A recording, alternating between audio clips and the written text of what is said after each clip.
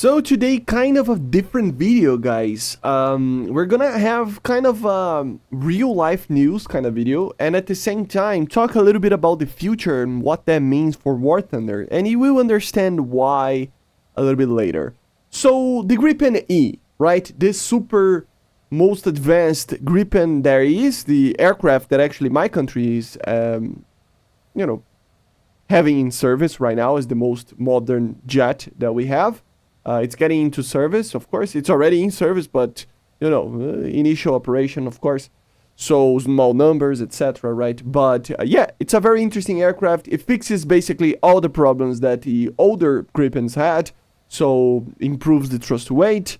It gets an ESA radar. Improves the missile capability, etc. etc. There's many upgrades done to the Gripen to become the E model, right? The new generation of Gripen, right?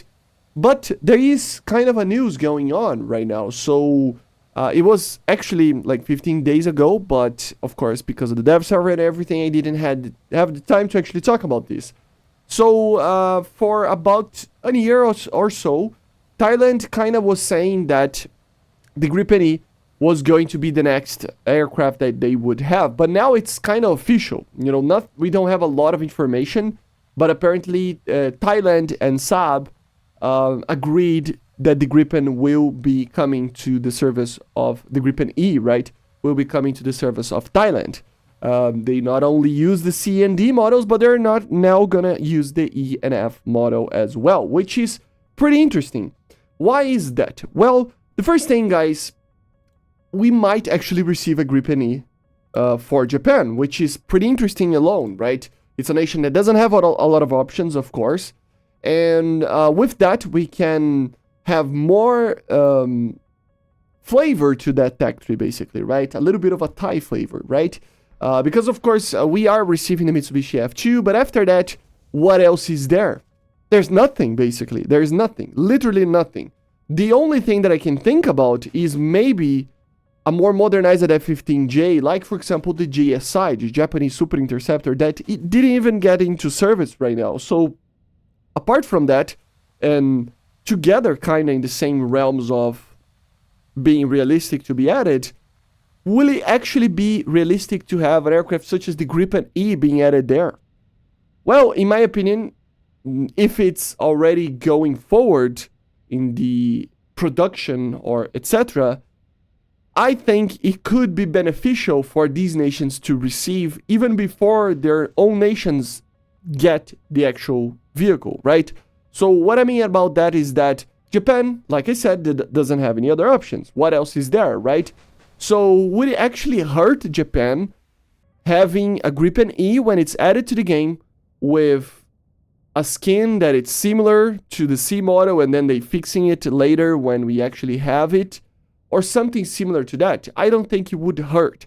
I think it would be way better than having something like the F-16AJ, for example. So yeah, it's confirmed that the aircraft will come to the Thai Air Force. So wouldn't it make sense to have the Gripen E adding a little bit more of an option there for a top tier jet in the future for Japan? Doesn't need to be in the next patch, but you know what I mean. When the Gripen E's start to happen, to be added, which is probably going to be very soon, I would imagine, right? So that's kind of the question that I wanted to ask you. So their government is actually buying the aircraft. It's gonna take a while. I mean, we bought the Gripen E, I don't know how much time.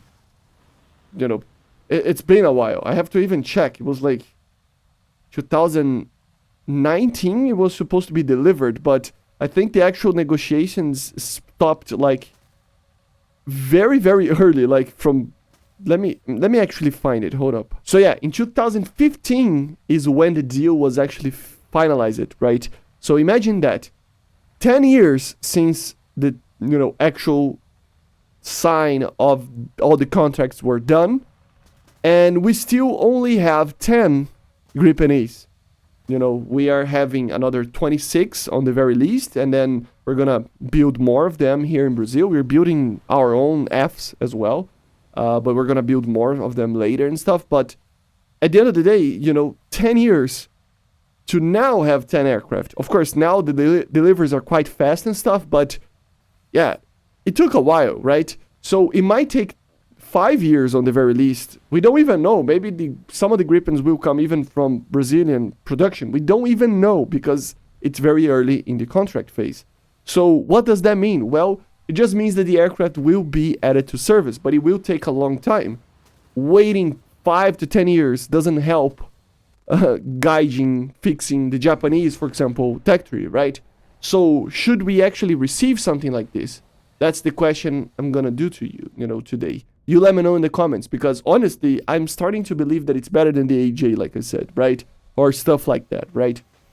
And again, you can even ask that question again with other aircraft, like the GSI, for example, the F-15 that will have an ESA radar, most modern missiles, and etc., etc.